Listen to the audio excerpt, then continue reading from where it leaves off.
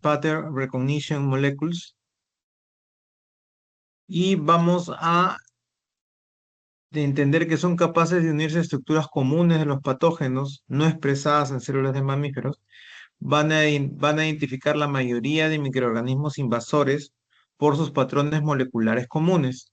Los patrones moleculares asociados a los patógenos son los que vamos a entender, según la estructura de estudio, como PAMs. Los PAMs vienen del inglés Pathogen Associated Molecular Patterns. Entonces, todos estos patrones van a ser reconocidos en células que no son propias. Algunos van a poder reconocer componentes del huésped que solo se producen en caso de estrés o daño celular. Y ahí vamos a encontrar con los famosos DAM. Los PRR, mejor caracterizados y más estudiados, son los receptores tipo TOL. En la bibliografía lo vamos a encontrar como TLR, del inglés Toll-like receptors.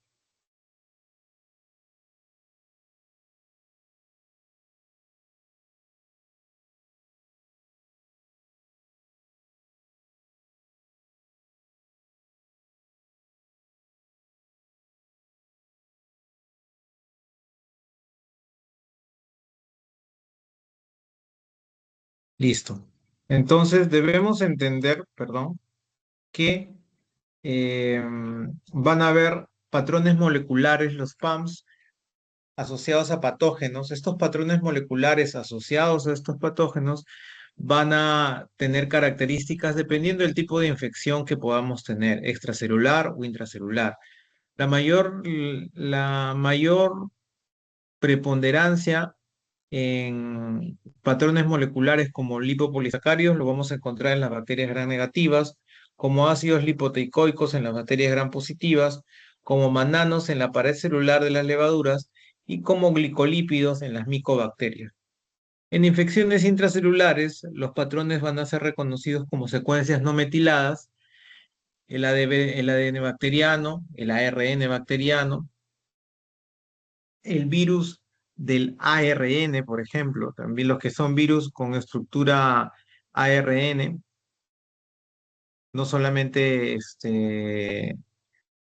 vamos a tener esa preponderancia, y lo que son los CPGs, que son secuencias cortas de ADN sintéticos que imitan al ADN bacteriano. Entonces, vamos a tener ese reconocimiento también. En esta tabla van a tener ejemplos de PAM y DAM. Los DAM, como ya habíamos dicho en la última clase, son las moléculas, los patrones de moléculas asociados a daños. Esto quiere decir de que va a despertar la inmunidad innata a través del reconocimiento de estos DAM. Y estos DAM se van a dar a raíz de un estrés celular o de un ataque a una célula, o incluso de una célula que ha entrado en muerte celular.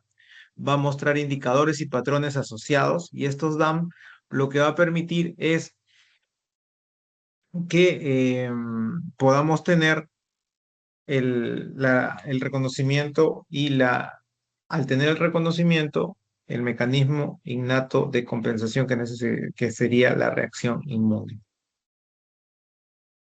Recordamos, el PAM van a estar en la superficie de los patógenos porque son los patrones asociados a estos patógenos, y los PRR van a estar en la superficie de los fagocitos porque son los receptores, ¿no?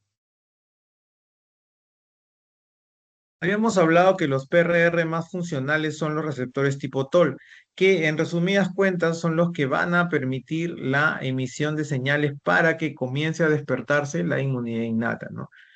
Entonces, estas señales van a inducir a la inflamación, y, como ya habíamos dicho, al comienzo de la inflamación van a haber señales que van a permitir el inicio de la inmunidad innata. Las señales de peligro, por un lado están los PAMs y por otro lado están los DAMs. Habíamos hablado también o podemos hablar de clases de inmunidad Podemos hablar en la inmunidad adaptativa y la inmunidad innata, lo que estamos viendo. En la inmunidad adaptativa vamos a poder tener la natural y la artificial. ¿No? La natural vamos a tener una división entre pasiva y activa. La pasiva va a ser, por ejemplo, la inmunidad que vamos a tener de forma maternal que la madre le da al bebé. Y de manera activa cuando hay una infección y va a haber un tipo de inmunidad como como una enseñanza al cuerpo. Entonces esto va a quedar. Y la artificial va a ser también denominada pasiva a través de la transferencia de anticuerpos y activa a través de una inmunización directa que es lo que nosotros conocemos como las vacunas. Entonces, los mecanismos de defensa, ya habíamos hablado, cuando son específicos, vamos a hablar de una inmunidad adaptativa y una respuesta inmune adquirida, que esta puede ser celular y humoral. La inmunidad adaptativa va a ser llevada a cabo siempre por los linfocitos T y B. El linfocito B va a ser, como pueden leer ahí, el director de la orquesta. Pues una vez activado, se va a dirigir, y va a dirigir también la acción de otras células inmunitarias a través de las llamadas citoquinas, influyendo en sus funciones efectoras. Los linfocitos T van a mediar la respuesta inmunitaria celular ya específica contra el antígeno. Los linfocitos B van a mediar la respuesta inmunitaria humoral. Como ya lo hemos dicho en más de una oportunidad, los linfocitos B van a producir anticuerpos con diferentes actividades biológicas, pero de manera específica contra los antígenos. Como también lo hemos visto en la clase de ontogenia y filogenia, el sistema inmunitario adaptativo va a actuar reconociendo agentes extraños en el organismo, reconociendo en este caso en esa palabrita los antígenos, durante un determinado periodo de tiempo. Los va a inactivar y los va a destruir, todo ello de forma específica. De una u otra manera, esta especificidad le va a poder determinar también que una parte de su mecanismo de acción va a ser el de memoria. Entonces, esta memoria inmunológica va a permitir que a futuro, en una infección igual, similar, pueda desencadenar una respuesta mucho más efectiva.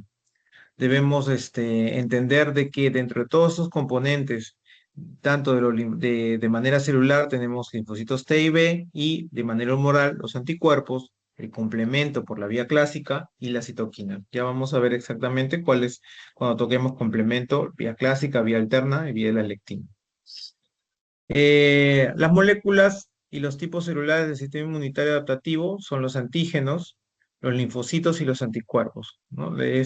Todo vamos a necesitar para despertar una respuesta inmunitaria adaptativa, la presencia de un antígeno, obvio, los linfocitos, que son los que van a determinar la parte funcional, y los anticuerpos, que son los que van a mediar la parte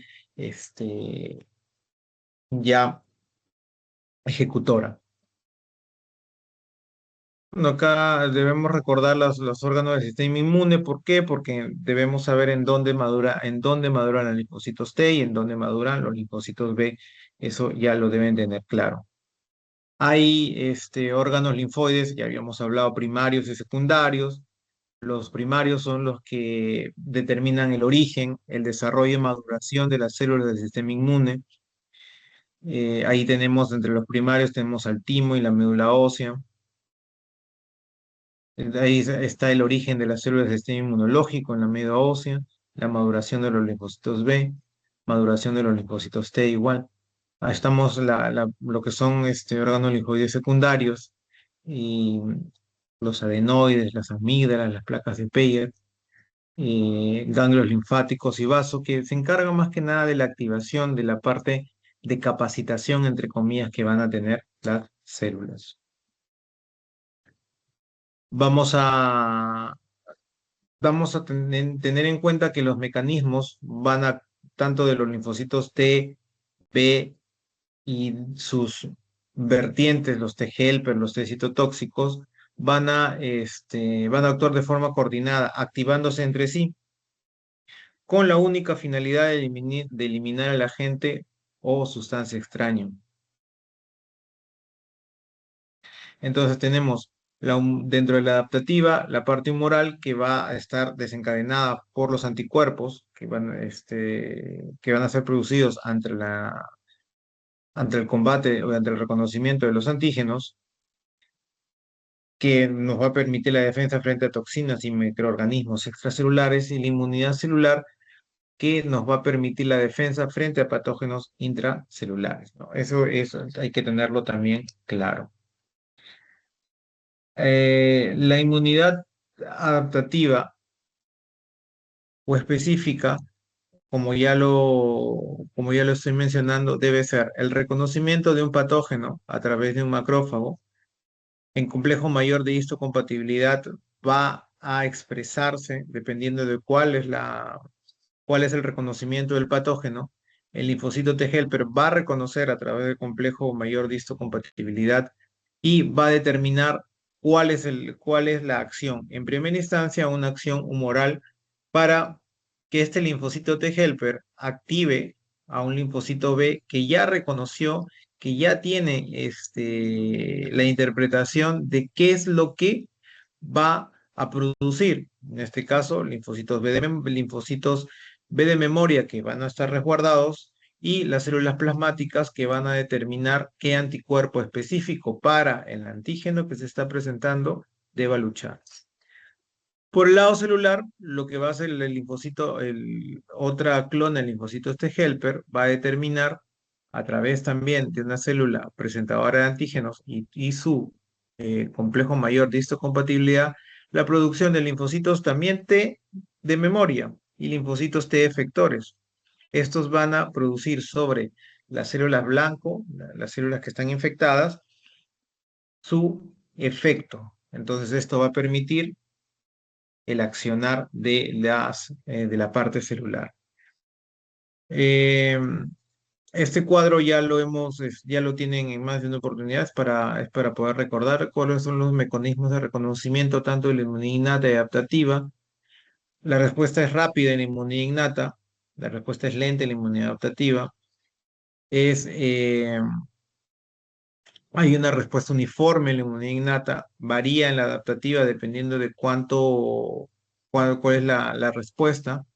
Hay un número limitado de funciones en la inmunidad innata. En la inmunidad adaptativa hay un número de, de acciones específicas muy selectivas que permiten que haya un desencadenamiento efectivo contra los antígenos, y es constante durante la respuesta y mejora en la inmunidad adaptativa durante la respuesta, ¿no? Entonces, esa combinación va a poder determinar y llegar a fin una infección.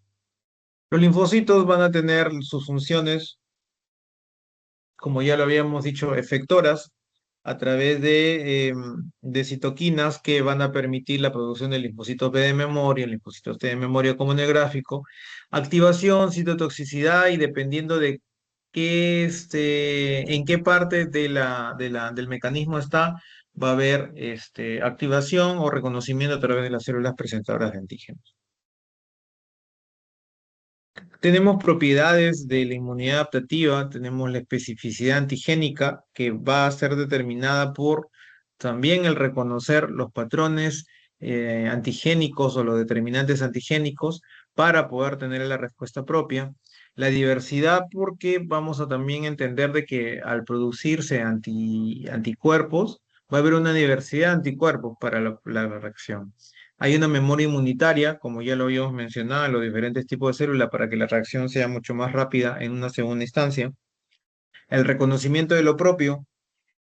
Todas las células que participan en la parte celular van a tener este tema de reconocer lo propio y han sido capacitadas para no actuar sobre determinantes propios de la célula, propios de la persona, propios de uno mismo, valga la doble redundancia.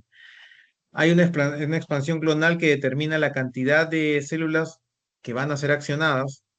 Hay una especialización porque la respuesta sigue especializándose y sigue siendo mucho más fuera de constante, mucho más específica. Y va a haber una contención y homeostasis para el regulamiento de nuestra reacción. Especificidad, porque cada determinante antigénico será reconocido por un tipo de anticuerpo. Vamos a ver cuando toquemos el tema de antígenos, que cada antígeno tiene un determinante, una porción que es reconocida, y estas porciones reconocidas va a estar, van a estar inmersos los anticuerpos y los diferentes eh, zonas en las cuales puede reconocer el anticuerpo, el antígeno. Va a haber especificidad. Acá hay un cuadro comparativo entre la inmunidad innata y la inmunidad adaptativa. Hay diferentes tipos de especificidad, porque recordemos que la inmunidad innata reconoce a través de los patrones, de los PAMs, y la inmunidad adaptativa va a reconocer dependiendo de los anticuerpos por los determinantes antigénicos. Debemos también tener en cuenta que hay diferentes tipos de receptores, ¿no? Como que ya me los habíamos mencionado en la inmunidad innata, y los receptores de los receptores de células T, y eso también es importante porque quien comienza a desencadenar la inmunidad adaptativa son las células, los linfocitos T. Hay una teoría de la selección clonal que acá lo vamos a ver de forma genérica, ¿no? Hay una célula ah, progenitora, un stem cell. Esta, esta produce varias clones a su vez dependiendo del estadio en el cual va a comenzar a capacitarse, y solo si va a producir clonas que han sido o van a reconocer o ya reconocieron a los antígenos correspondientes. Entonces esto va a determinar no un cruce, sino una especificidad tal de que solo se va a producir, en este caso, células plasmáticas de linfocitos B, este, para poder tener esta especificidad, ¿no? Entonces debemos tener en cuenta ello. ¿Qué postula la selección clonal? Que cada linfocito posee en su superficie un único tipo de receptor o una sola especificidad. La interacción entre una molécula extraña y el linfocito con su receptor específico va a originar la activación del linfocito. Estas células efectoras van a estar diferenciadas y se van a derivar de estos linfocitos que poseen receptores de identidad específica y va a producir esos receptores. Los linfocitos que porten receptores específicos para antígenos propios son eliminados tempranamente. Eso es en la capacitación del linfocito, pero es importante tenerlo presente, ¿no? Entonces, esto es en el gráfico lo que hemos hablado. Son eliminados los linfocitos que reconocen y reaccionan contra antígenos propios, por así decirlo, son eliminados. Las etapas de la respuesta inmunitaria adaptativa es el reconocimiento, que es la primera etapa. Luego va a proceder la activación de los linfocitos, y la fase efectora va a producir es la producción de activación de linfocitos B, para luego también tener eh, un reconocimiento celular. Acá lo que hemos hablado, está el reconocimiento por parte está la presencia de antígeno. Está la presencia del antígeno. La presencia del antígeno va a despertar a través de las células presentadoras de antígeno a los linfocitos, a los linfocitos correspondientes. Luego los linfocitos T que son activados. Un momentito, por favor.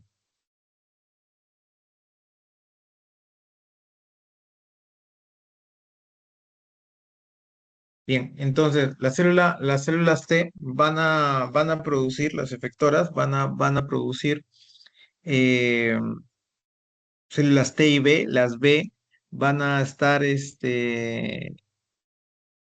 activadas en el proceso, van a comenzar a producir anticuerpos y van a también producir linfocitos T efectores.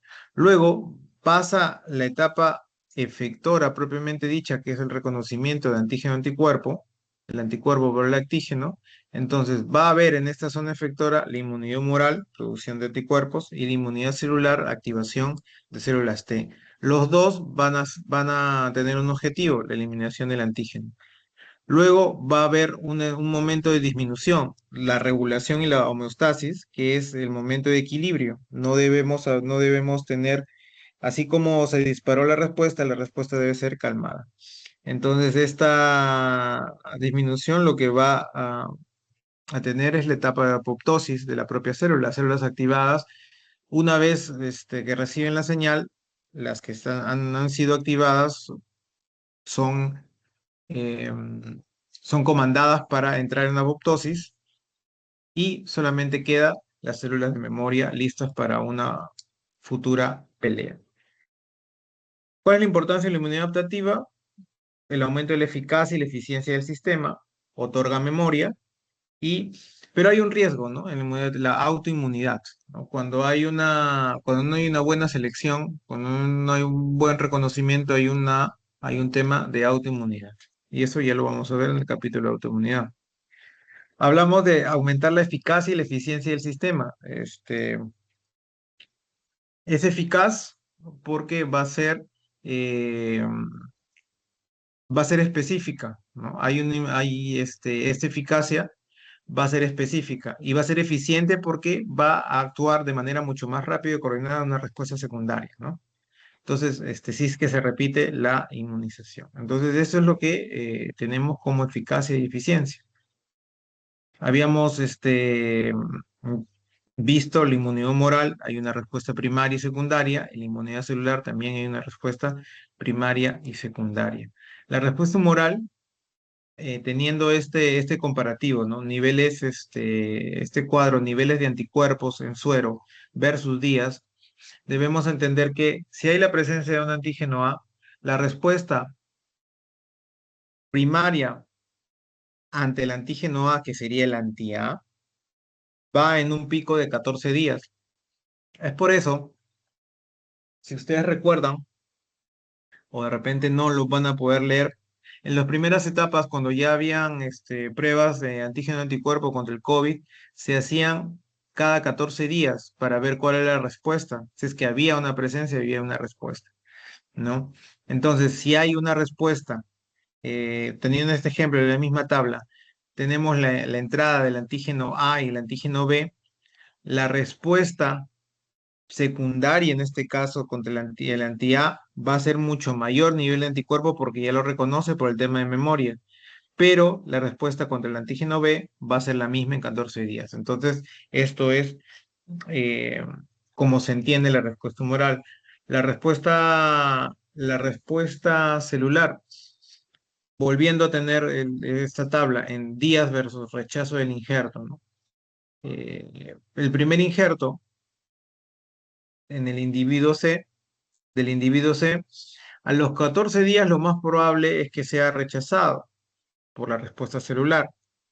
Entonces, si nosotros tenemos un injerto B y un injerto C, el injerto rechazado C va a cumplir la menor cantidad de días, ya no 14, sino la mitad. El injerto B rechazado va a cumplir los 14 días. Entonces, este cuadro comparativo nos da a entender cómo actúa la respuesta celular y humoral. Acá tenemos los diferentes componentes que estamos analizando, inmunidad innata versus inmunidad adquirida. Eso es para que lo puedan revisar. Y la respuesta adaptativa no es independiente de la respuesta innata. Ellas están interrelacionadas. Las células que vinculan de manera directa las respuestas inmunitaria y adaptativa son las células dendríticas. ¿Por qué? Porque están involucradas en el inicio de la respuesta adaptativa y su regulación. Van a percibir la presencia de infección rápidamente, cambian sus propiedades y migran a los ganglios linfáticos. Ahí pueden las células dendríticas activar linfocitos, en particular la CD4, y así enlazan la inmunidad innata e inmunidad adaptativa. Nosotros podemos ver en este cuadro cómo la inmunidad innata, como les mencioné, no están separadas, sino unidas. Entonces va a depender de cuáles son de cuál es la reacción ante el ingreso de un microbio, de un microorganismo. Vamos a tener barreras epiteliales. Si transgreden eso, vamos a tener la presencia de los fagocitos, las células dendríticas también. Esto va a haber la activación de complemento, los linfocitos natural killer van a estar también presentes acá. Van a ver, y la respuesta va a ser continua en 12 horas, hasta en 12 horas. Luego, a partir del primer día, ya si es que no se ha logrado vencer, vamos a tener la presencia de linfocitos B a través de los anticuerpos y los linfocitos T, tanto efectores como activadores, ¿no? Habíamos hablado de inmunidad activa y inmunidad pasiva. La inmunidad activa es aquella que a través de un antígeno microbiano, una vacuna, una infección, van a pasar días, va a haber eh, producción y reconocimiento celular, va a haber todo el desenvolvimiento que hemos visto, todo el proceso, y va a haber una recuperación. Entonces va a haber una memoria, sí hay una memoria, y es específico también. Pero la inmunidad pasiva, vamos a tener un suero con anticuerpos procedentes de sujetos inmunes. Estos anticuerpos van a, van a ser procesados y van a ser administrados a un sujeto no infectado, va a desarrollar la infección, va a desarrollar, va a haber especificidad porque va a tener inmunidad, pero no va a tener memoria. Entonces no va a poder tener memoria porque no va a activar a los linfocitos, ¿no? Los anticuerpos ya están listos solamente para el reconocimiento y cuando se produzca la infección, va a haber especificidad contra ese anticuerpo, perdón, contra ese antígeno. Entonces, ahí va a haber especificidad sí, pero más no memoria. Y entiendo que todos eh, tienen esta diapositiva. Ahora todos podrán responder y entender, ¿no? Un animal que nace sin defensas inmunológicas, ¿con qué mecanismo se puede defender de las agresiones externas?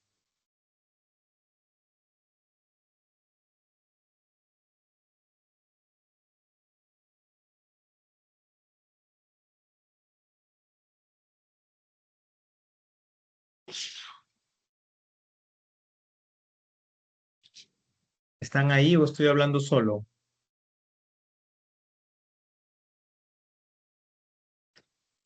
Con la respuesta inmune innata, Barreras físicas. Con Barreras las físicas barreras como físicas. piel. Tal cual son las barreras que Inmunológico. están, son las barreras. Si no tiene defensas inmunológicas, lo que hace es las agresiones externas las defiende con barreras. Un momentito, por favor.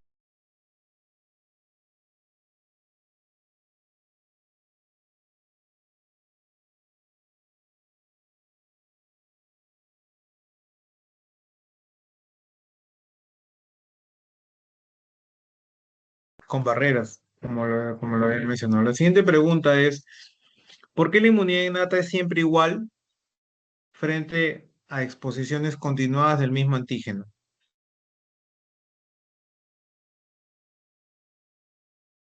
Porque no es específica.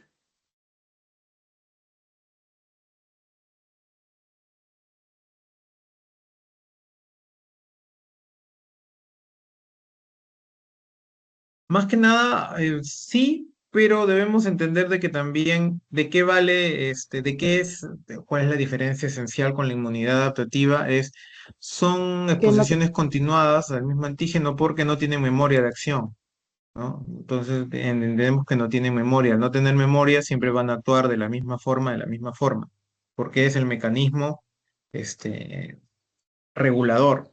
No, perdón, es el mecanismo regulador, no, regular. La inflamación es un fenómeno propio de la inmunidad adquirida.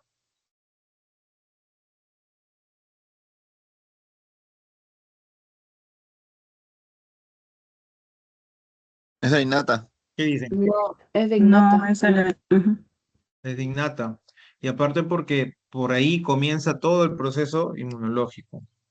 Bien, por lo menos están leyendo. ¿Frente a qué tipo de agentes actúa principalmente la inmunidad humoral?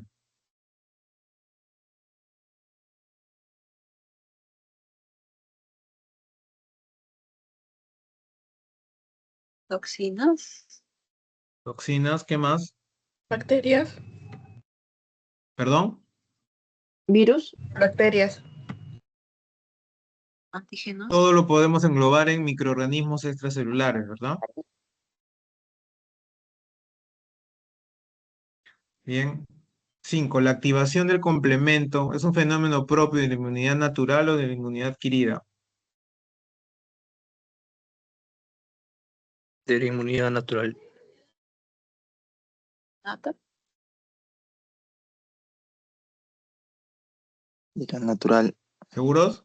Natural. Natural. Es de ambas.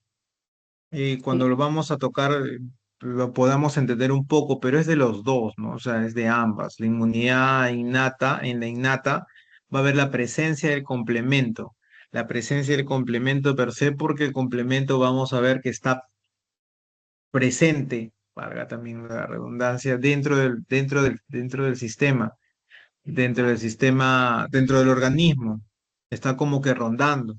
Y en la adquirida va a haber la activación del complemento a través de la reacción antígeno-anticuerpo, por la vía clásica.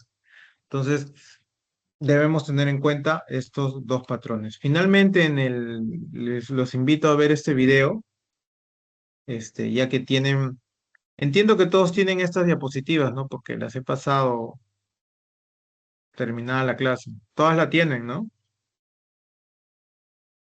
Sí. Sí, profe. Ya, Sí, profesor. ya, si Sí, profesor. ya todos lo tienen, ya revísenla, vean este video que les va a poder complementar lo que ya hemos visto acá. A ver, ahora vamos a pasar a nuestro...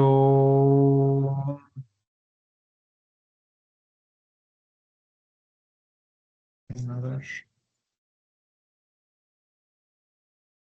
a ver, a ver, a ver, a ver, a ver, a ver.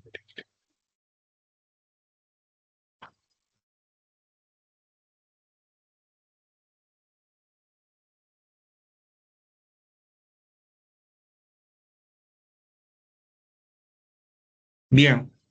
Eh, Ay, me he equivocado, me he equivocado. En un momento, por favor.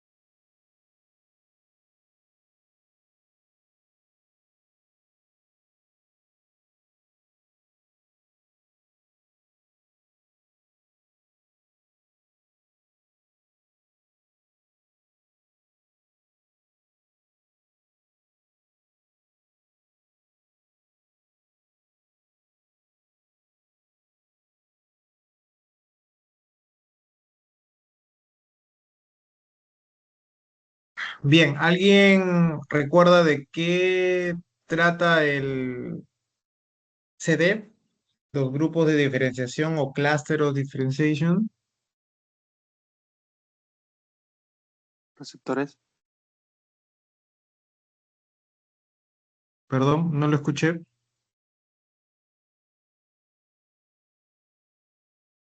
Para la diferenciación del antígeno. Para No. reconocimiento. Reconocimiento Son de receptores. Leucocitos y células inmunitarias. a medias. Esteban, te Los falta. No antecesores. necesariamente es de células inmunitarias. En realidad es de todos los tipos celulares.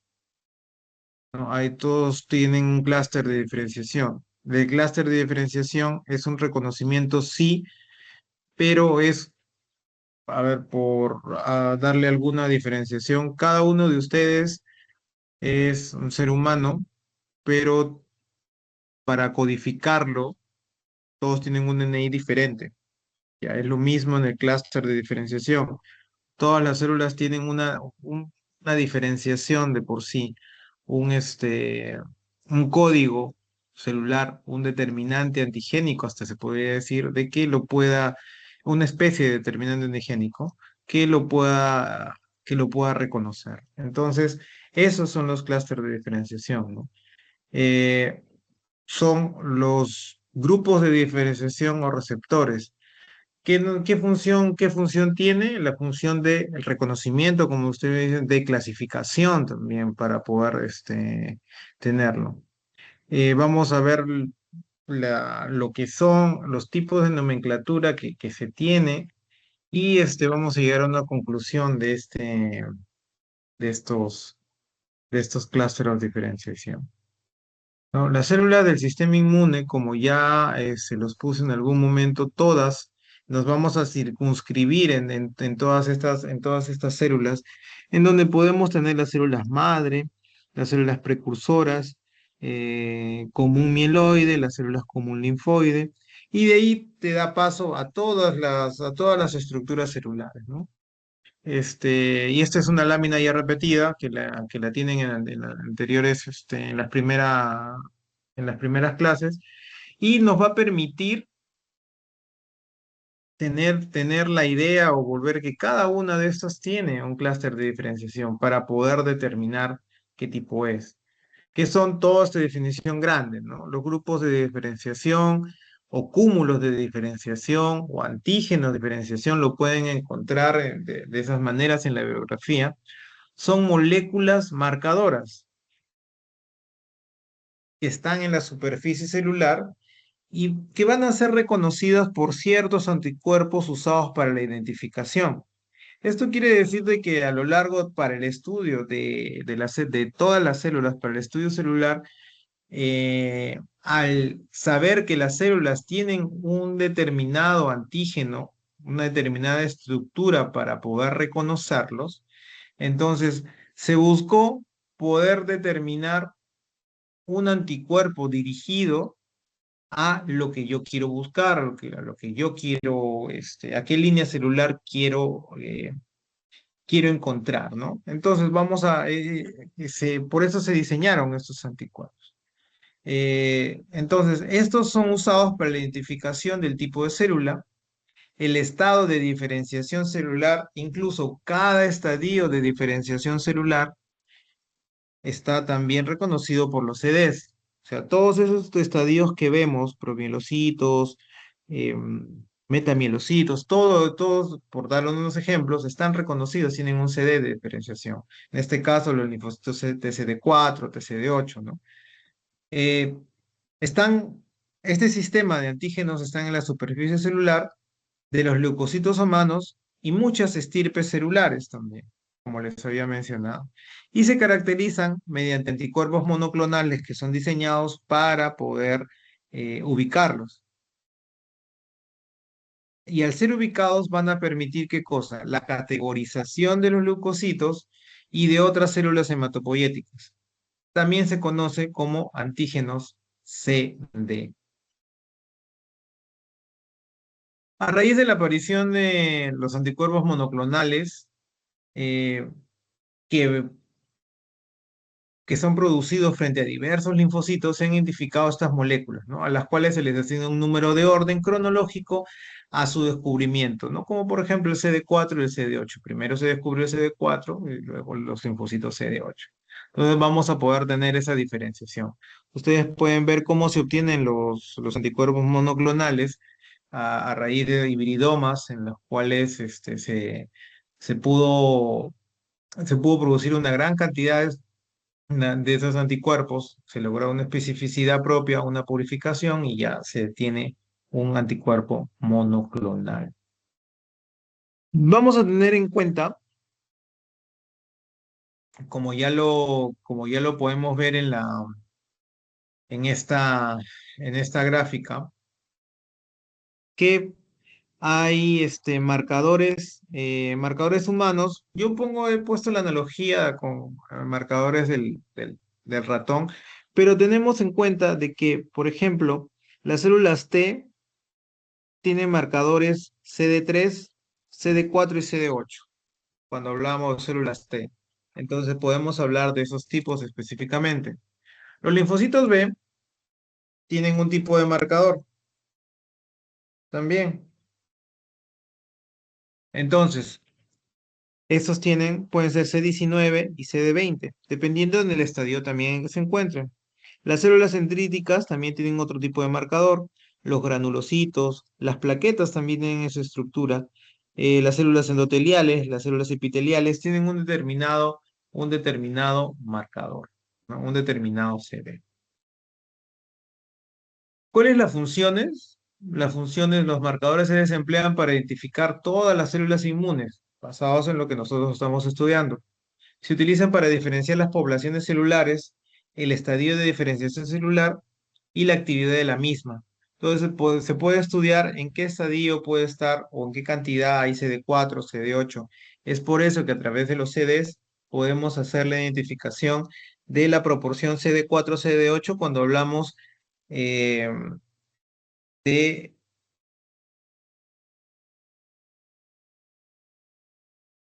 de contabilizar el tratamiento contra el VIH. El tratamiento contra el VIH depende de la cantidad de CD4 y CD8 y su proporción, eh, y su proporción que pueda tener entre este CD4 y CD8. Y así lo que vamos a tener es esa identificación.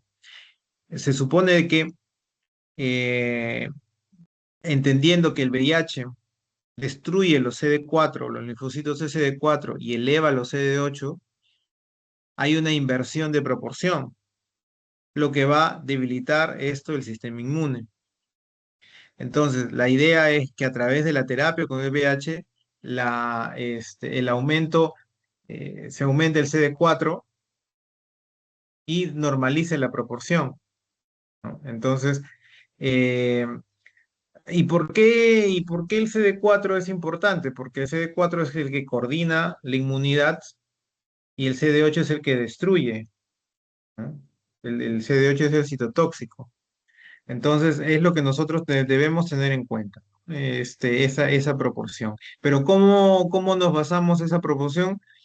Este, si la relación CD4-CD8 es mayor a 1, el sistema inmunológico está en buen estado. La idea no es que la relación CD4-CD8 sea baja, ¿no? Entonces hay un daño inmunológico. Entonces, eso debemos tener en cuenta cuando en esto nos ayuda los cluster of differentiation, ¿no? Se le denomina marcadores de diferenciación porque dan a célula linfocítica componentes fenotípicos únicos del estadio de diferenciación en que estén. También se utiliza en inmunotipado, ¿no? Permitiendo que estas células se definan en función de qué moléculas están presentes en su superficie, ¿no? Cuando queremos ver una inmunofenotipicación. Basándonos en este ejemplo, tenemos las células stem cell, tienen el CD34. Toda aquella célula, perdón, que tenga el CD34 es una stem cell. Cuando hay una diferenciación, pasa a tener lo siguiente, una diferenciación en la primera línea. Todas estas de la primera línea son, ¿cuál es su característica?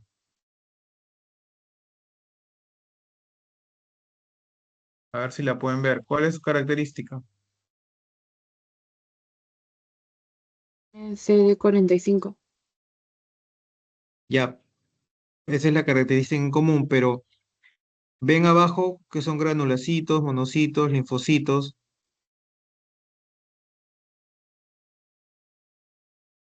¿Cuál es Entonces, la característica? Linfocito T.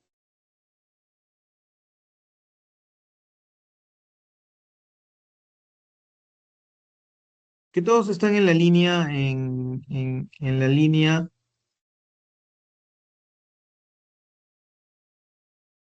¿en qué línea? A ver si logran reconocerlo.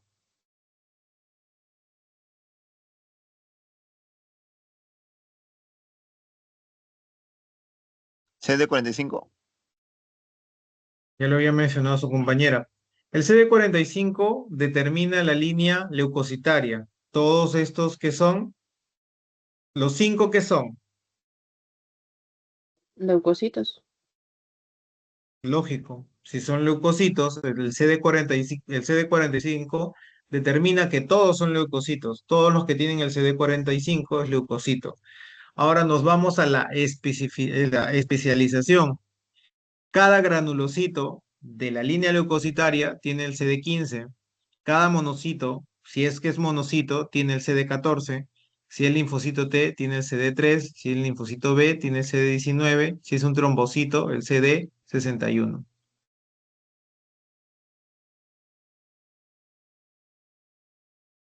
¿Hasta ahí se entiende? Sí, docente. Sí. Ya. Si lo entendemos así, seguimos siendo más específico a nivel celular. Entonces, si son de la línea leucocitaria, el CD45, y basándonos en el linfocito T, que es CD3, también dependiendo de la efectividad, si es CD4 o CD8, va a tener un diferente CD o un CD adicional. Y si hablamos de un linfocito T activado, vamos a hablar de que tiene un CD25. Entonces, el reconocimiento, la forma que nosotros podemos dar lectura a toda esta especificidad de los CDs va a ser en base a esta lógica. ¿Mm?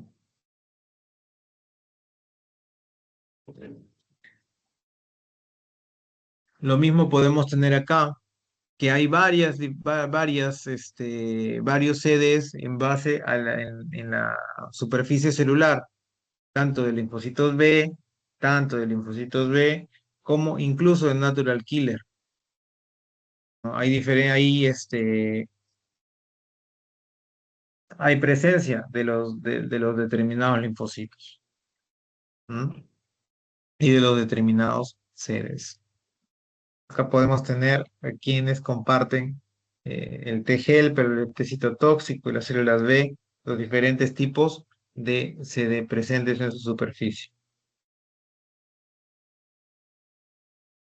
La nomenclatura fue propuesta y establecida en el primer taller y conferencia internacional de antígenos de diferenciación de leucocitos humanos, HLDA, en París en el 82. Hoy en día existen más de 320 grupos y subgrupos de CD. A la molécula de superficie se le asigna un número de CD una vez que se identifica al menos con dos anticuerpos específicos monoclonales que sean diferentes.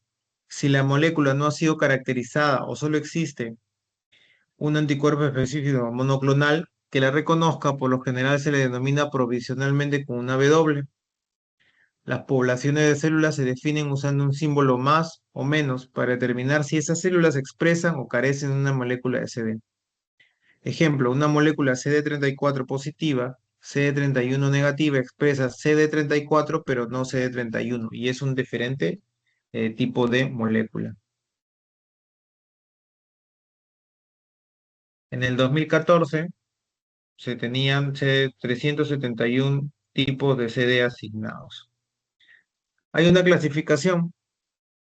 Cada una de las moléculas que va a tener una actividad específica para cada antígeno, como en el caso de su diferenciación para los linfocitos T, B y natural killer, se les clasifica específicamente de la línea amiloide, se les clasifica de la siguiente manera, por su estructura y por su funcionalidad.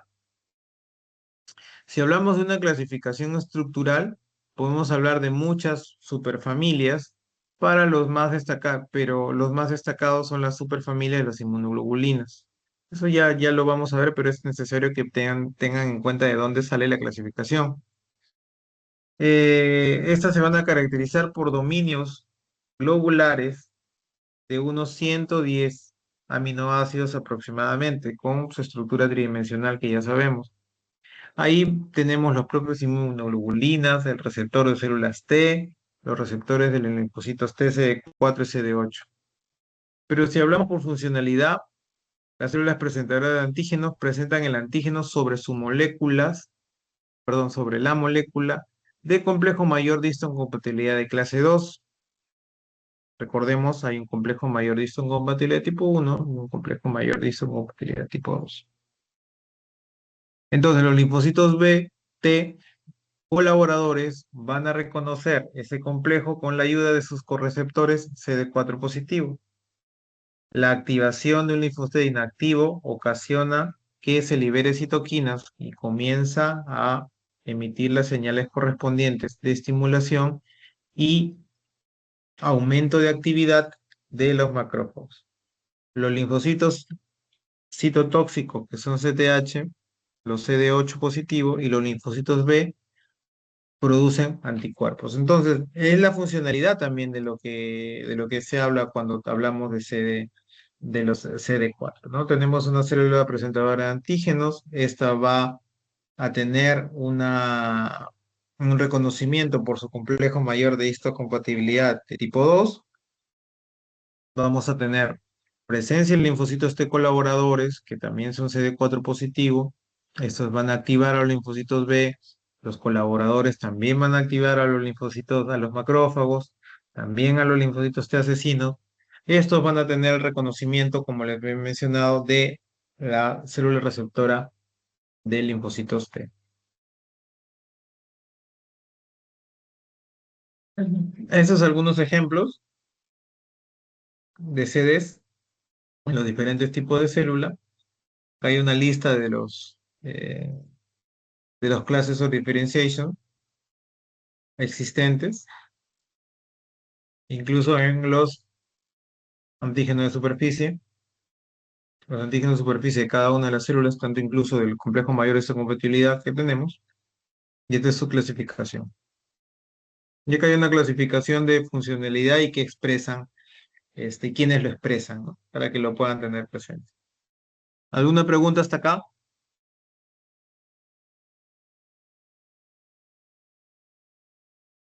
Si no hay ninguna pregunta, vamos a tener un break de 5 minutos para que estiren las piernas, tomen su cafecito.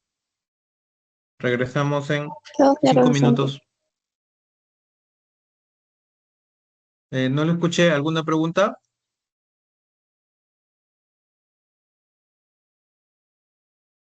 No, profesor, todo claro. Ok, ya, gracias.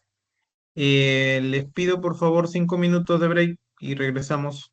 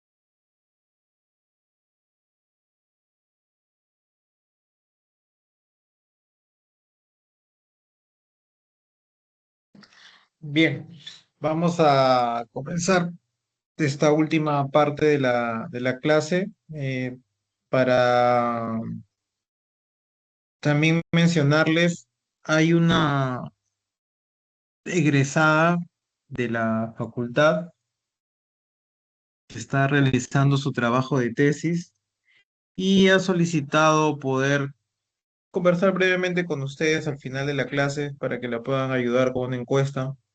Les pediría que le presten atención y le presten la ayuda para su encuesta, es para su trabajo de tesis. De una u otra manera, quizás en algún momento ustedes estén en esa misma situación.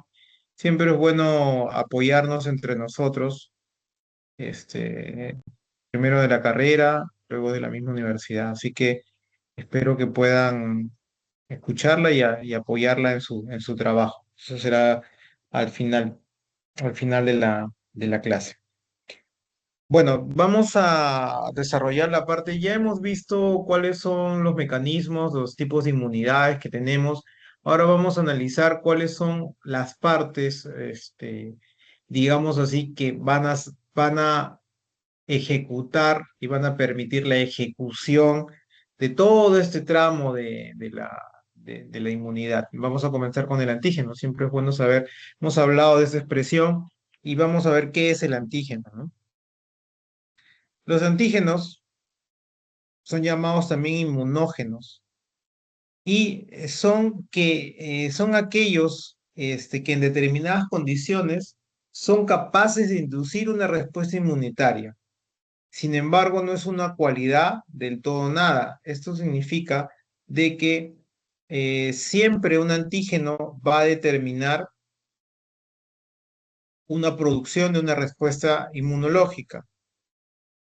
A veces, como ya lo habíamos mencionado, el ser humano, nosotros mismos tenemos antígenos propios, entre comillas, que no van a determinar una respuesta inmunológica dentro de nosotros mismos. Entonces, nos vamos a circunscribir en que los inmunógenos, en este caso, que vendría a ser lo mismo que el antígeno, es aquello que en el organismo que no es propio puede empezar una respuesta inmunitaria, ¿no? La inmunogenicidad y antigenicidad son propiedades inmunitarias relacionadas pero diferentes. La inmunogenicidad es la capacidad para inducir una respuesta inmunitaria celular o humoral. En cambio, la antigenicidad es la capacidad para combinarse en forma específica con los productos finales de una respuesta anterior, es decir, anticuerpos, receptores de superficie celular o ambos. Todas las moléculas que tienen inmunogenicidad, que pueden despertar una respuesta inmune, también poseen antigenicidad, pero no lo contrario. O sea, el que es muy antigénico, puede, también posee, eh, no puede tener la capacidad de combinarse de forma específica con los productos finales, con anticuerpos, etcétera, etcétera, ¿no? Esa es una característica que debemos tener en cuenta. Si los antígenos son aquellas sustancias capaces de inducir una respuesta inmune específica, entonces debemos entender de que cumple la siguiente función. Cumple, primero, es una bacteria con sus antígenos. Los anticuerpos unidos a antígenos van a permitir la opsonización, el marcaje, para que pueda activar a un macrófago y éste pueda hacer su función de fagocitosis. Habíamos hablado que las propiedades inmunológicas, una de ellas es la inmunogenicidad, que es la capacidad de inducir una respuesta inmune específica, ya sea humoral y o celular. En ese sentido, como ya lo habíamos dicho, el antígeno es un sinónimo de inmunogenicidad, de inmunógeno, perdón. Habíamos hablado de antigenicidad, que es la capacidad de combinarse con anticuerpos y con los receptores de células T, por ejemplo. Si una molécula es inmunogénica, también es antigénica, Sin embargo, la inversa no siempre es verdad. No necesariamente una molécula antigénica que procede de antigenicidad va a tener esta capacidad inmunogénica.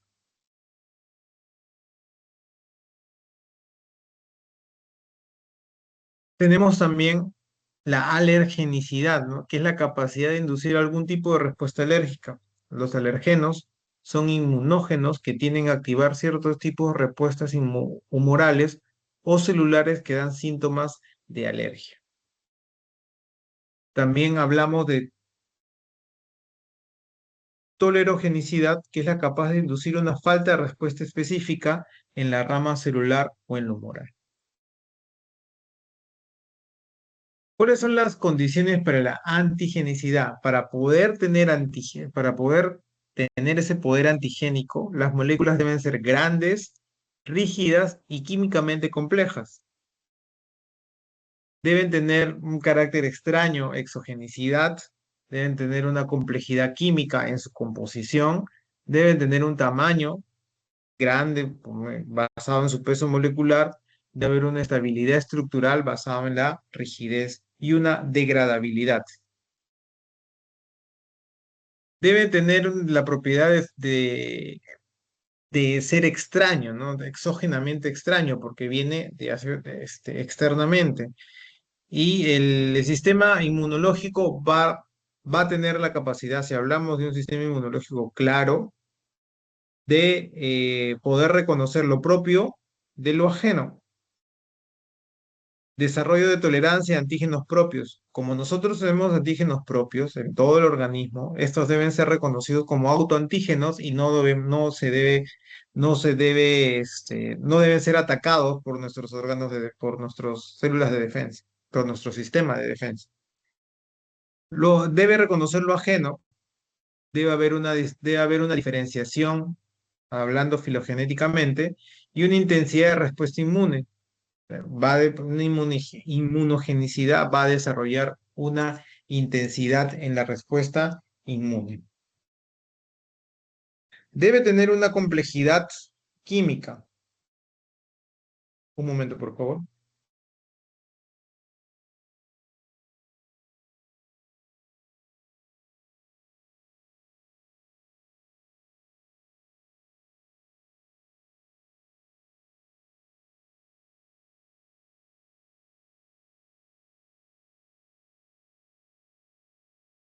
Entonces, tenemos que la complejidad química va en este cuadro, ¿no? Mientras hay mayor complejidad cuando tenemos que son,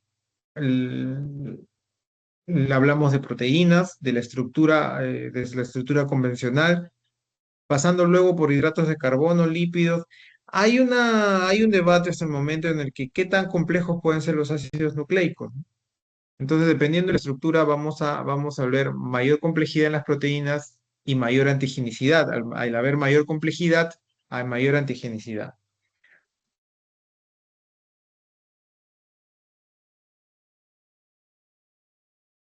Entonces, eh, queda claro lo que habla la diferencia entre inmunogenicidad y antigenicidad.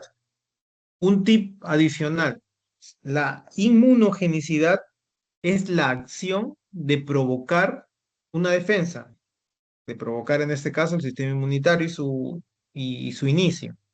Mientras que la antigenicidad es la capacidad de ser reconocido por ella, o sea, de ser reconocido. ¿Y cómo se reconoce? ¿Cómo el sistema inmunitario reconoce?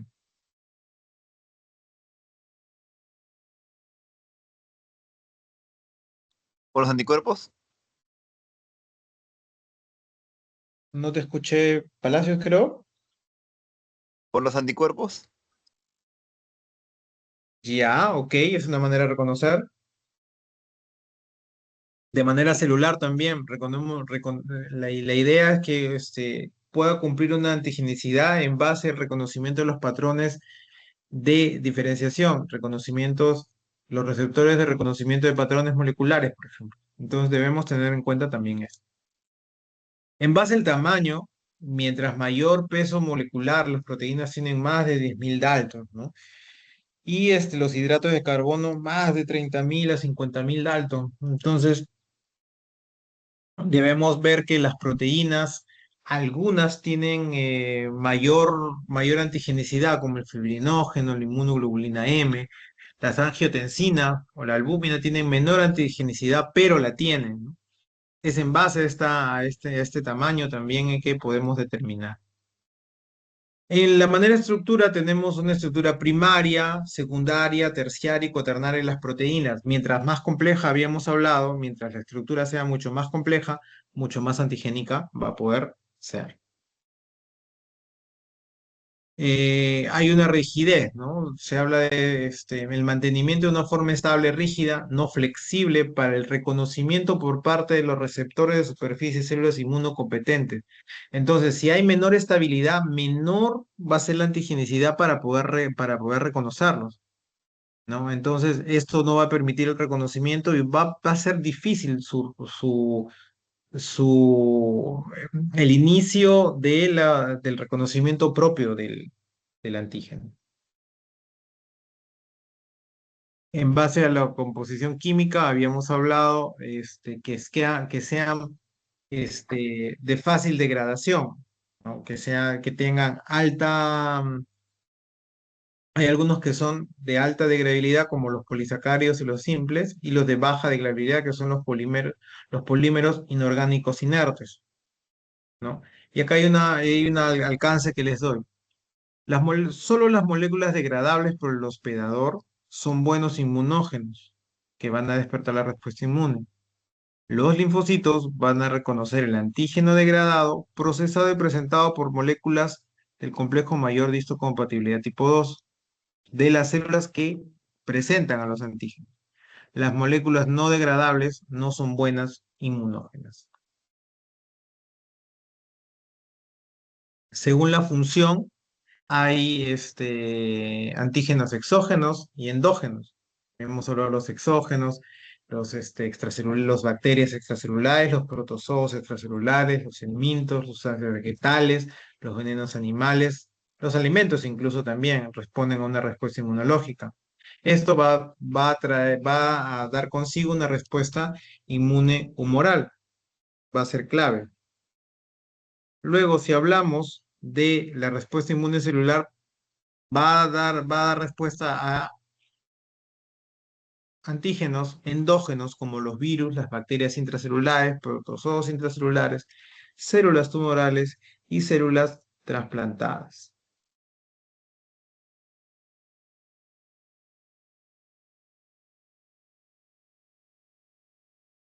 Entonces, clases de antígenos, hablamos de exógenos, que esos antígenos no son presentados por complejo mayor. Acá hay una clave ya atada, ya vamos haciendo un poco más complejo la parte teórica.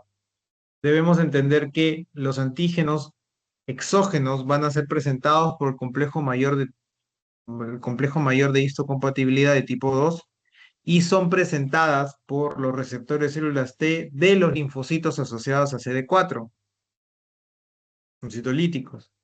Los endógenos son antígenos presentados por no el complejo mayor de histocompatibilidad tipo 2, sino uno. Y estos son vistos por los receptores de linfocitos T asociados a CD8, los citotóxicos.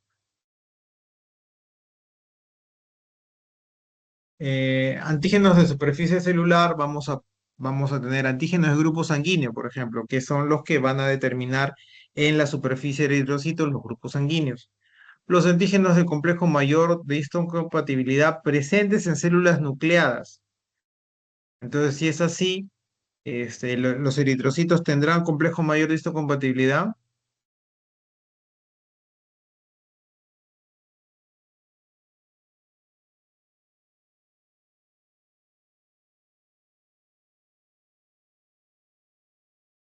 ¿Puede repetir, profesor? No entendí. Pregunto si los eritrocitos tienen complejo mayor de histocompatibilidad. No. Ya. Recuerden, el complejo mayor de histocompatibilidad y la estructura que forma estos antígenos del complejo mayor de histocompatibilidad solo se va a presentar en las células nucleadas. Y también hablamos de antígenos de superficie celular como los clústeres de differentiation.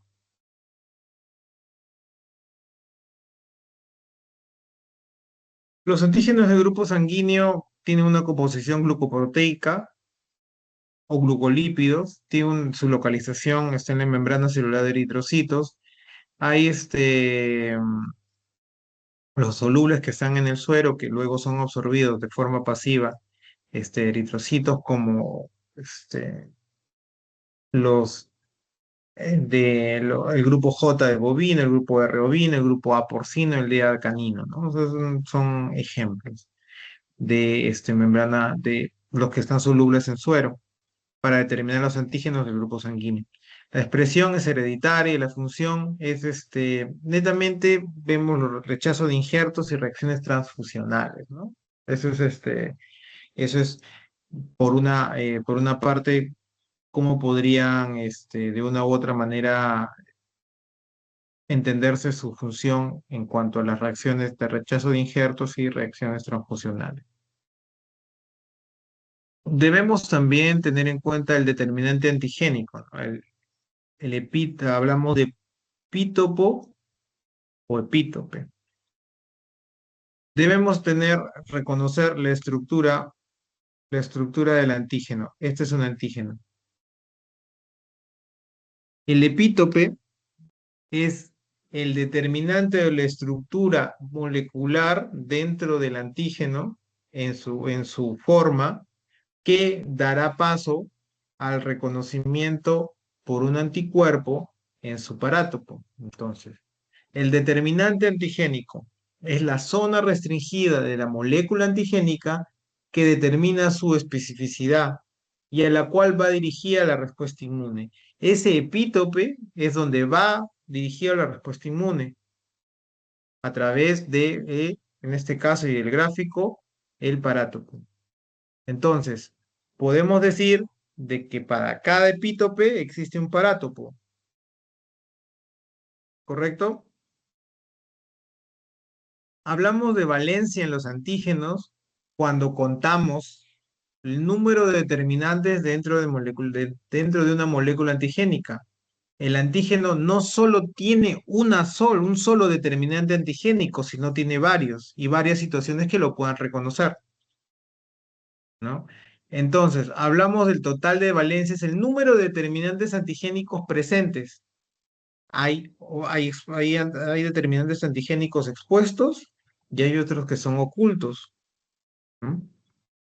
La funcionabilidad será del número de determinantes antigénicos expuestos. Acá debemos hacernos una imagen en la cual nos determine de qué podemos estar hablando. Debemos recordar que este antígeno que ustedes ven no es una forma plana, tiene 2 y hasta 3 dimensiones. Entonces, hay estructuras que van a tener el determinante antigénico visible y esos van a ser los funcionales, porque los que no están visibles, de una u otra manera, no van a poder ser reconocidos.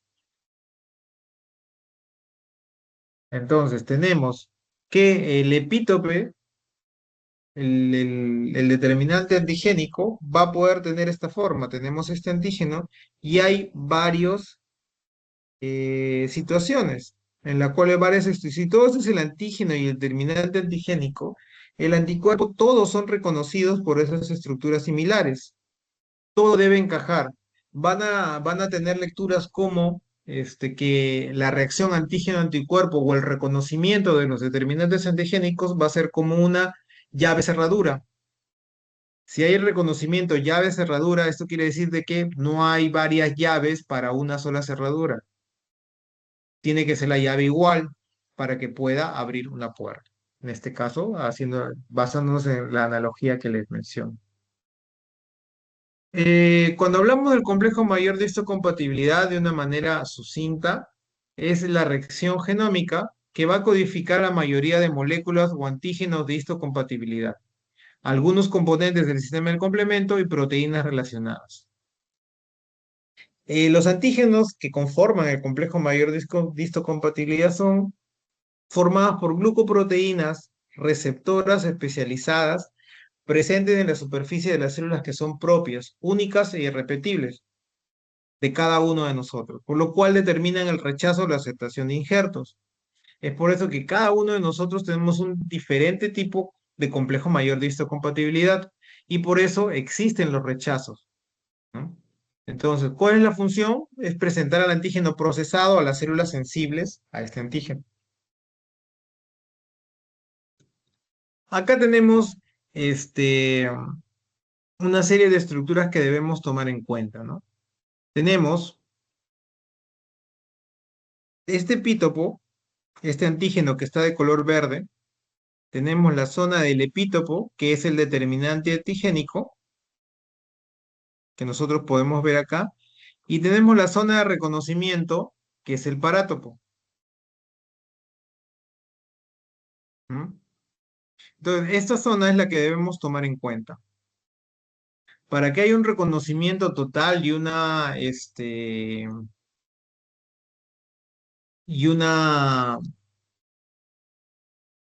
digámoslo así, y una respuesta eh, sin ningún inconveniente y una respuesta plana y sincera, debemos tomar en cuenta esta estructura, el reconocimiento del epítope por el parátopo. Ustedes ven acá, en la parte de la leyenda, tenemos que también hay estructuras llamadas decétopos, histótopos y agrétopos. Esto va a estar relacionado con las zonas de lo complejo mayor de histocompatibilidad que van a interactuar también con el antígeno y con los receptores de linfocitos T. Entonces hay que tener también en cuenta ello. Por efectos de lo que estamos analizando hoy día, el antígeno, estamos relacionando el antígeno con la estructura que en este caso va a reconocer este determinante antígeno. Hay determinantes antigénicos expuestos, superficiales o activos que reaccionan de manera directa con los anticuerpos. Hay ocultos o pasivos que inducen la formación de anticuerpos específicos, pero que no pueden interactuar con ellas, ¿no? Entonces, eso también hay que tomarlo en cuenta. Acá, por ejemplo, vemos los determinantes antigénicos expuestos, ¿no? Y es más, estos determinantes antigénicos expuestos están siendo repetidos muchas veces. Los antígenos dependientes T dependientes se van a caracterizar por solo unas cuantas copias de muchos diferentes determinantes antigénicos, ¿no? O sea, hay muchos determinantes antigénicos, pero hay copias que van a ser reconocidas solo por los antígenos T que van a depender de este reconocimiento. Los conjugados apteno-carrier tienen determinantes nativos del carrier, así como los nuevos terminantes del apteno. Lo que va a hacer es que el carrier es el llamado transportador, entonces los aptenos son aquellos que van a de por sí necesitar a un transportador para desarrollar una respuesta inmune antigénica. Eso hay que tenerlo también claro porque es una nota de concepto.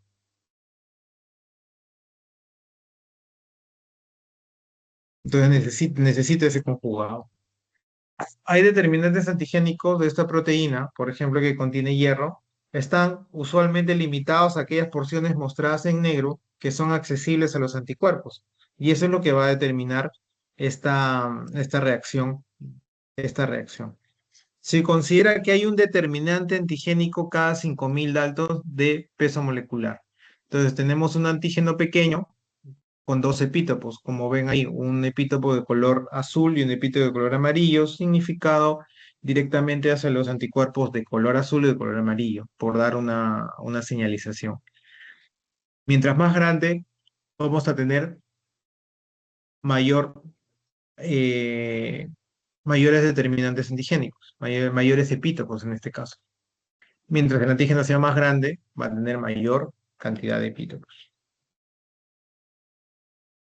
Habíamos hablado de los aptenos. Los aptenos vienen a ser aquellas moléculas que son de bajo peso molecular que funcionan como determinantes antigénicos solo cuando se unen a moléculas mayores o denominadas transportadoras o carrier, y así van a desencadenar una respuesta inmune. Solamente van a reaccionar o producir una respuesta inmune cuando están unidos a una molécula que hace de transportador.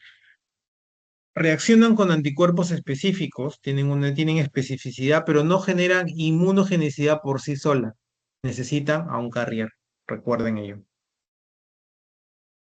Hay ejemplos de aptenos, ¿no? El ácido peniciloico necesita inducir una respuesta inmune con proteínas del suero. Proteínas de saliva de la pulga necesita el colágeno de la piel para poder desarrollar esa respuesta inmune. Y la hiedra más el colágeno de la piel recién puede despertar una respuesta inmune. Todas estas van a originar reacciones de hipersensibilidad. Acá es la figura de un apteno cuando se une a necesita de un carrier para poder desarrollar una respuesta inmunológica. Acá tenemos el apteno por sí solo, no hay anticuerpos, no hay reproducción de anticuerpos, y siempre que haya la presencia, en este caso del apteno con la albunia bovina, va a producir una respuesta contra este antiapteno. Vendría a ser un antiapteno. Cuando hablamos de reacción cruzada, hablamos de reacción cruzada cuando hay una interacción de dos antígenos diferentes con un mismo anticuerpo específico, que luchan por la presencia, de la reacción. Entonces, hay una presencia de determinantes antigénicos compartidos y en eso lo podemos ver, por ejemplo, entre la Trichinella spiralis y el Schistosoma manzoni, por ejemplo, la Brucella abortus y la Yersinia enterocolítica, los virus de la diarrea bovina y el virus de la peste porcina. Entonces hay una reacción ahí de tipo cruzado y puede determinar esto. Por ejemplo, un determinante antigénico compartido en estos dos tipos de antígeno van a determinar, y estos son los antígenos diferenciales, ¿no? Puede haber una reacción que nos haga pensar de que estamos ante uno y otro, pero va a haber un determinante antigénico diferencial que lo va a, a convertir en específico. ¿Qué son los adyuvantes? Son las sustancias orgánicas y también inorgánicas que se agregan en la producción de vacunas a virus y bacterias inactivadas a fin de provocar un secuestro antigénico, producir la reacción inflamatoria local e inducir una respuesta inmune. Debemos recordar que todo parte a raíz de una inflamación. ¿Con qué objetivo? El de intensificar la inmunidad simulando reestimulaciones periódicas. Entonces el adyuvante va a continuamente soltar y eso se da siempre al momento de hacer una vacuna con adyuvante. Podemos determinar la capacidad de generar inmunoreacción, podemos clasificarlo con capacidad de generar inmunoreacción. Pueden ser antigénicos y no antigénicos. Podemos tener, por ejemplo, antígenos bacilos ácido alcohol resistentes como las biobacterias, las fracciones bacterianas como ribosomas, la pared celular. No antigénicas, sales de aluminio, hidróxido, alumbre, protamina, aceites minerales también producen inmunoreacción. Según la capacidad, la composición química, tenemos orgánicos, inorgánicos, emulsiones de agua y aceite, las saponinas, las inorgánicas, las sales de aluminio. Esa va a ser la clasificación, ¿no? Según el tipo, vamos a tener estamos hablando de la clasificación de adyuvantes. Sales de aluminio como el hidróxido, emulsiones agua-aceite, adyuvante incompleto de Freon, por ejemplo, agentes de superficie activa, las saponinas, las fracciones bacterianas que están presentes a veces en medicamentos como el ribosim, carbohidratos complejos como el dexansulfato o los glucanos, y adyuvantes mixtos como el adyuvante completo de Freon. Estos son tipos de adyuvantes presentes en los diferentes tipos de vacunas que podamos tener. ¿Cuál es el mecanismo de acción? del mecanismo de acción de los adyuvantes es el secuestro antigénico, ¿no? Hay depósitos de liberación lenta y gradual del antígeno. Es y una característica son los depósitos insolubles como sales de aluminio y emulsiones de agua y aceite. Y estos van a liberar de a pocos el antígeno para que de una u otra forma el sistema inmunológico comience a producir la reacción y nos pueda tener listos y preparados para una posible presencia contra el antígeno al que nos hemos vacunado. Acumulación de linfocitos y macrófagos que, que pueden ser desarrollados por un granuloma, en este caso las saponinas, el ayudante completo de Freund. Lo que vamos a hacer es, al desarrollarse el granuloma, va a haber una acumulación de linfocitos y macrófagos y estos van a estar listos para cualquier acción. La idea es fomentar esa producción de granuloma controlado y poder tener este acúmulo de linfocitos y macrófagos. Hay otros tipos de mecanismos de acción, activación de macrófagos y linfocitos por las fracciones bacterianas, como ya lo había mencionado, con medicamentos como el ribocin, y aumento de la producción de los anticuerpos con el enfrentamiento con fracciones bacterianas endotoxinas, por ejemplo, ¿no?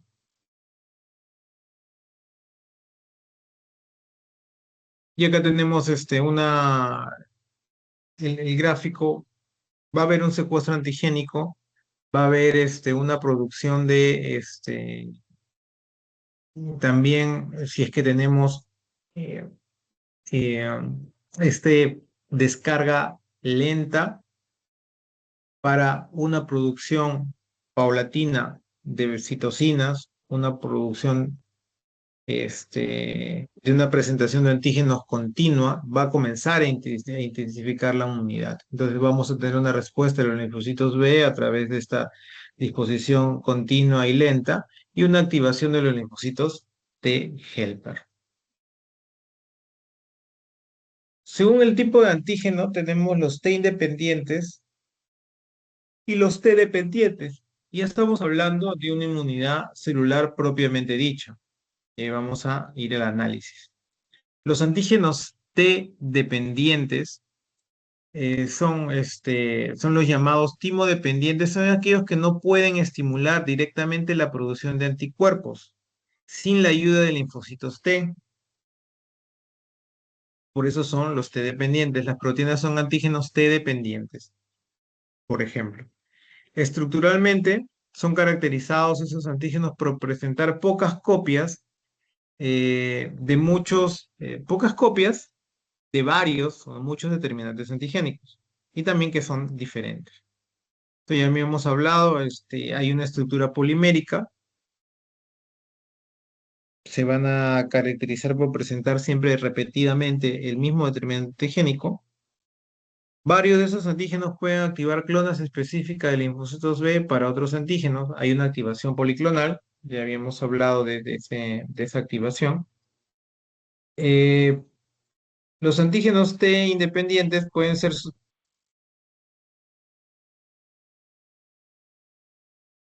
cuando hablamos de T independientes, estaba mencionando acá, eh, los T independientes se van a caracterizar por presentar el mismo determinante antigénico y esa va a ser su diferencia porque no va a necesitar a los linfocitos T. O sea, va a tener expuesto los determinantes antigénicos y van a poder determinar la reacción. Los antígenos T independientes pueden ser subdivididos de tipo 1 y de tipo 2. Básicamente, circunscrito la habilidad para llevar a cabo una activación policlonal. El tipo 1 activa policlonalmente, mientras el tipo 2 no. Los antígenos T independientes son resistentes a la degradación. Son más resistentes y van a poder persistir por periodo largo de tiempo estimulando continuamente el sistema inmunológico, ¿no? Eso también es una clara diferencia, estimula por mucho más tiempo. La respuesta secundaria a los antígenos T independientes se asemeja a la primaria, es más débil y se halla casi enteramente limitada a la producción de inmunoglobulinas M. En cambio, la secundaria se encuentra básicamente circunscrita a la ilimitada a la producción de inmunoglobulinas G, este es mucho más potente y aparece antes. La inducción de memoria es así, es de tal manera escasa. Acá tenemos una diferencia para que lo puedan ver.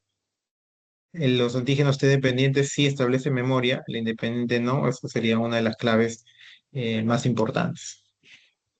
Aquí habíamos hablado de los antígenos T dependientes que necesitan los linfocitos T para poder ser reconocidos y los T independientes no, son los que pueden de una u otra forma ser reconocidos por en este caso, los linfocitos B para la producción de anticuerpos y lucha contra estos antígenos. Hablamos de superantígenos finalmente. Son potentes activadores policlonales de linfocitos B que expresan secuencias comunes en sus receptores.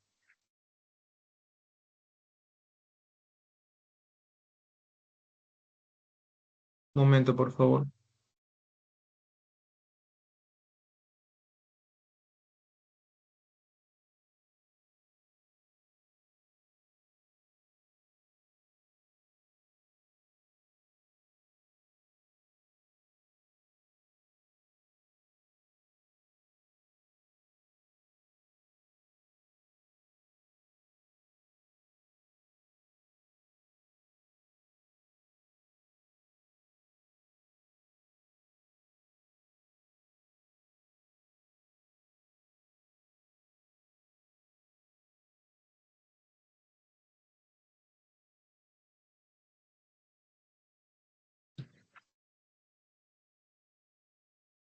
Entonces, los superantígenos son unos potentes activadores policlonales de linfocitos T que expresan secuencias comunes en sus receptores.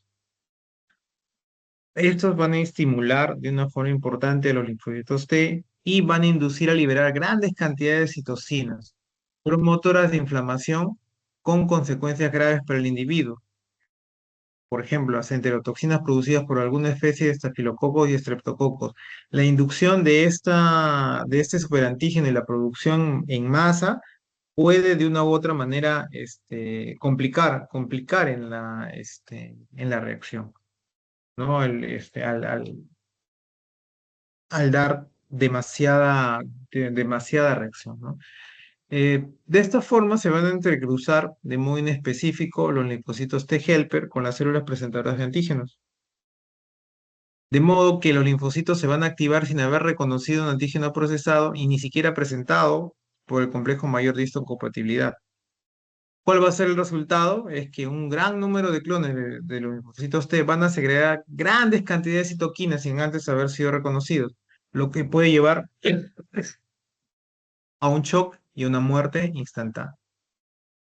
Como le había mencionado, algunos ejemplos de superantígenos son las toxinas de Staphylococcus aureus, porque por eso algunos son fulminantes y son peligrosos, como la toxina del síndrome del choque tóxico, el TSC1, o de su propia enterotoxina, ¿no? Los superantígenos son producidos por bacterias gram negativas, gram positivas, micoplasma, virus y parásitos. No hay una determinante, no hay alguien específico que produzca, ¿no? De los superantígenos producidos por Staphylococcus aureus se encuentran las clásicas enterotoxinas A, B, C y sus variantes del tipo C1, C2 y C3, las D y la E. Hay un reciente descubrimiento de sus toxinas, enterotoxinas GHI y la toxina del síndrome de choque tóxico, ¿no? Que ya les había mencionado. Hasta acá tenemos la estructura de lo que es la clase de lo que es antígeno. ¿Alguna pregunta, alguna consulta?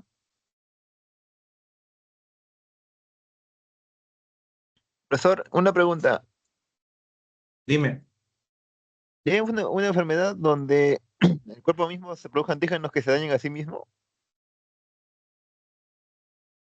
Las enfermedades autoinmunes. Por ejemplo, hay enfermedades respiratorias como las, a ver, déjame ahorita recordar, una enfermedad respiratoria, este, la fibroblastosis, que hay que es una enfermedad respiratoria que puede atacar el sistema inmunológico, puede atacar, en este caso, el, en la acción de los pulmones. Y al atacar la acción de los pulmones, lo que va a permitir, o lo que va a permitir es que la acción sea, em, se complique la actividad respiratoria. Otro de las enfermedades pulmonares intersticiales es la fibrolastosis pleuropulmonar, lo que determina la condición del pulmón, que hace que el pulmón pueda, no tenga una función o pierda su capacidad pulmonar, y eso se hace que el mismo organismo reaccione, ¿no? Es un ejemplo de enfermedad autoinmune, pero en líneas generales hay enfermedades autoinmunes que hacen que este, reconozca el organismo, se ataca a sí mismo, ¿no? Reconozca los antígenos como si no fueran propios, si fueran extraños. ¿Resolví tu pregunta? Sí, profesor, gracias. Ok. ¿Alguna otra pregunta?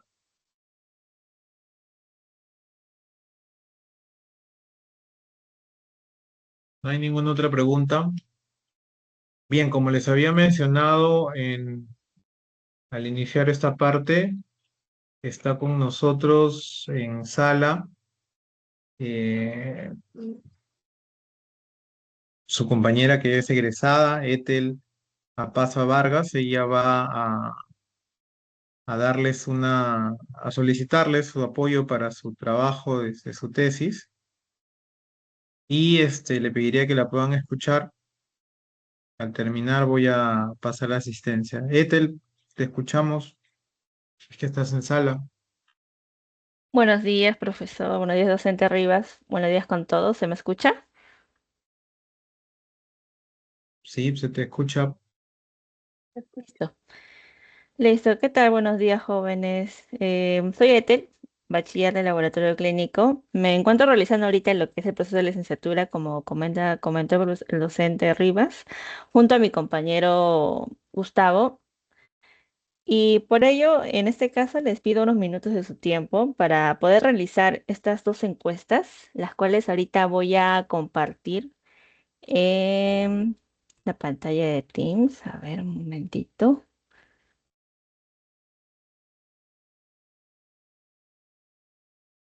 A ver, a ver.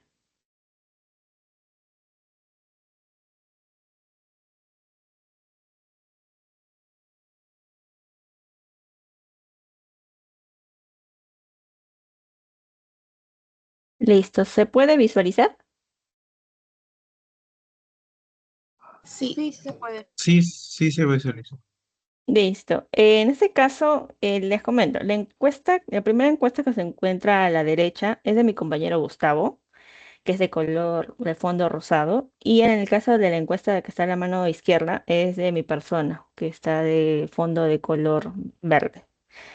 Ya. Cada encuesta demora más o menos 5 minutos, exagerando 10 minutos. Les agradecería de verdad mucho de antemano el tiempo que es y espacio que nos están brindando, ya que sé que cuentan con poco tiempo, de verdad se les agradece de antemano. Y bueno, recordar que toda información recolectada en esas encuestas es de manera confidencial.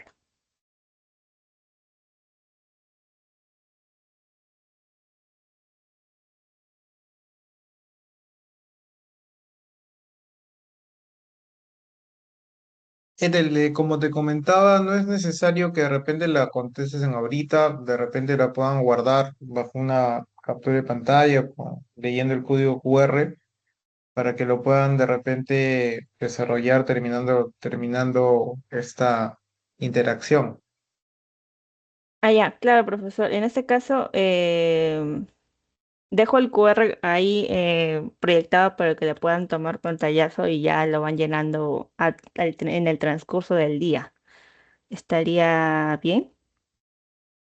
Creo que también sería factible, ya que ustedes son más tecnológicos que mi persona, se lo pueden dejar en el chat, no sé si les sirve también Sí, para que lo puedan tener.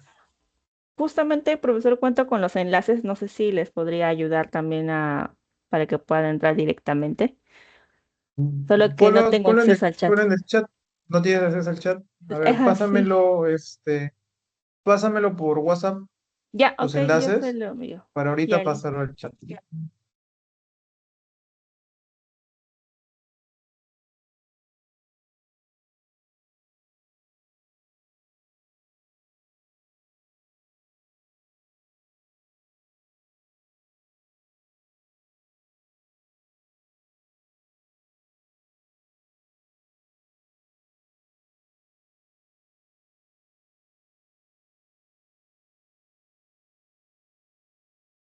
listo, Sente arriba, se le acaba de enviar los enlaces de las dos encuestas. Gracias de antemano y espero lo llenen, por favor. Y bueno, por último, que tengan buen día a todos. Gracias. Ok, Etel, muchas gracias. Te pido por favor que, bueno, vas a saber si te van a, tú tienes una estadística de cuántos tienes hasta ahorita y acá son en sala 43. Deberías tener 43 encuestas más al número que tú tienes. Te pediría por favor que me informes en el transcurso del día cómo vas con esas encuestas para que pueda ver qué tan colaborativos son tus compañeros de tercer año. Ya les he mencionado de que en algún momento ellos también van a necesitar un apoyo similar, no solo ahora cuando saquen su título, sino cuando tengan de repente alguna maestría o un doctorado. Los insto, por favor, a ayudar a su compañera y ya me mantienes al tanto, Ethel. Sí, profesor, no se preocupe, yo estaré manteniendo al tanto de todo lo que pase. Ya tengo registradas las estadísticas del form abiertas a ver cómo se van a ir llenando en el transcurso del día. Y por favor, llenar las dos encuestas, que no solamente una es mía, la otra es de mi compañero también. Está haciendo el mismo proceso de licenciatura. Muchas gracias a todos. Ok, Ethel, muchas gracias. Voy a tomar asistencia. Por favor, respondan fuerte y claro. Aguirre, Presente, profesor, buenos días. buenos días. Barturén, Presente, profe. hola. Barzola, Profesor, buenos días, presente. hola. Bobadilla, Buenos días, profesor. Presente. hola, ¿cómo estás? Bravo, Presente, profesor, presente. hola, buenos días. Cajañaupa, Presente, profesor. Buenos días. hola. Canchos, Presente, docente. Capcha, hola. Capcha, Presente, docente. ¿qué tal? Carvajal, Buenos días, presente, profesor. ¿qué tal? Cárdenas, Guamaní, Presente, profesor. hola. Collachagua, Buenos días, presente. hola. De la Cruz, Presente, profesor. ¿qué tal? Del Mazo, Buenos días, profesor, presente. hola. Flores, Buenos días, profesor, presente. ¿qué tal? Gómez,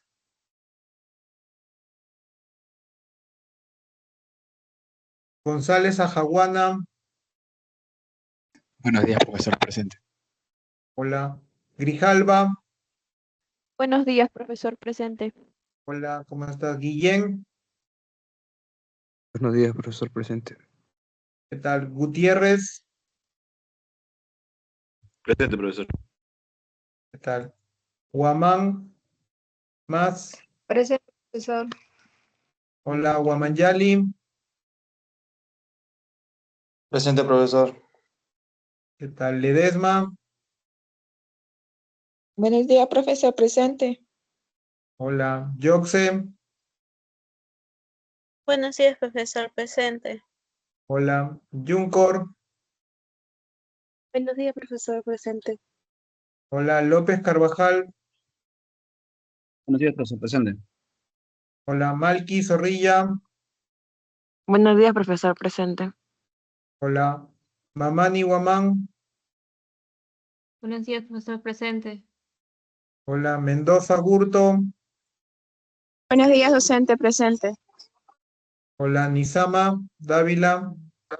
Presente, profesor. Buenos días. Hola, Obregón.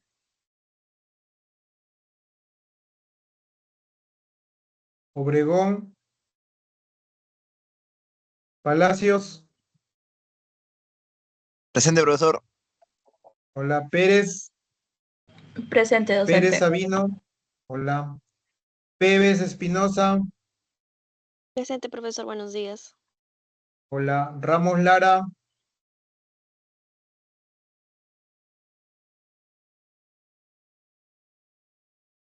Ríos Jara. Buenos días, profesor. Presente. Hola, buenos días. Robles Acevedo.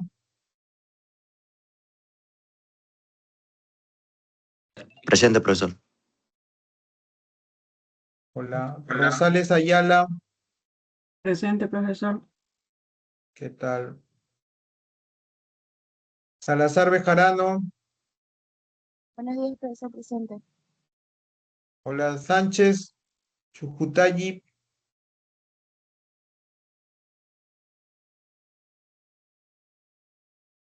Sánchez Ponce. Buenos días, profesor. Presente. Sánchez Ponce. Sí, profesor Sánchez Ponce. Hola, ¿qué tal? Buenos días. Sánchez Rodríguez. Buenos días, profesor. Presente. Hola, Tito Guacho. Buenos días, presente, profesor. Hola, Vargas Flores. Buenos días, profesor. Presente. Hola, Vázquez Adriano. Buenos días, profesor. Presente. Hola, Vázquez Dongo. Buenos días, profesor. Presente. Hola, Zapata Mendoza. Buenos días, profesor. Presente. Hola.